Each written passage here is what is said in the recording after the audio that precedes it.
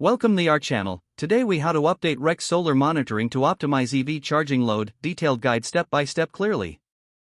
To begin updating your REC solar monitoring system, ensure you have the necessary credentials to access your system dashboard. Log into your REC solar monitoring account using your username and password. Once logged in, navigate to the settings or configuration section of the dashboard. Look for the option labeled EV charging or charging management.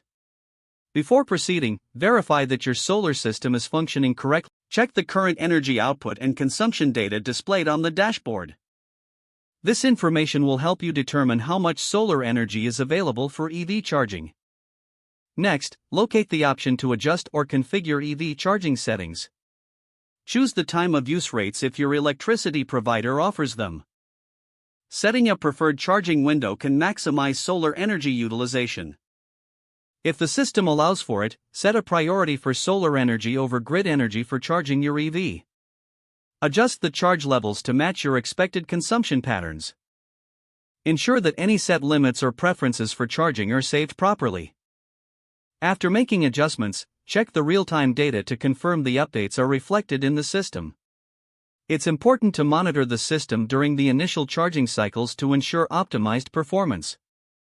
Pay attention to any alerts or notifications that may arise during this period. If needed, revisit the settings to fine-tune your configuration based on your energy consumption and generation patterns. Regularly check the solar monitoring system for updates and performance metrics. Maintaining awareness of your energy production and consumption will help you further optimize your EV charging load. By following these steps, you will successfully update your REC solar monitoring system to enhance EV charging efficiency. If the page does not load, refresh the browser or try again in a private or incognito window.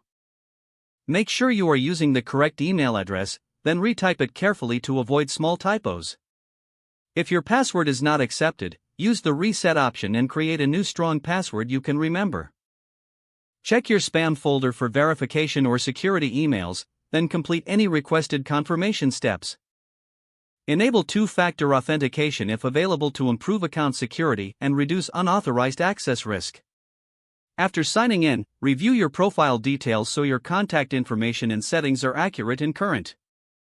If you see an error message, note it down and try again after restarting your device and internet connection. Log out when you finish, especially on shared devices, to keep your account and payment information secure. If the page does not load, refresh the browser or try again in a private or incognito window. Don't forget to like this video and subscribe to our channel for more step-by-step tech guides.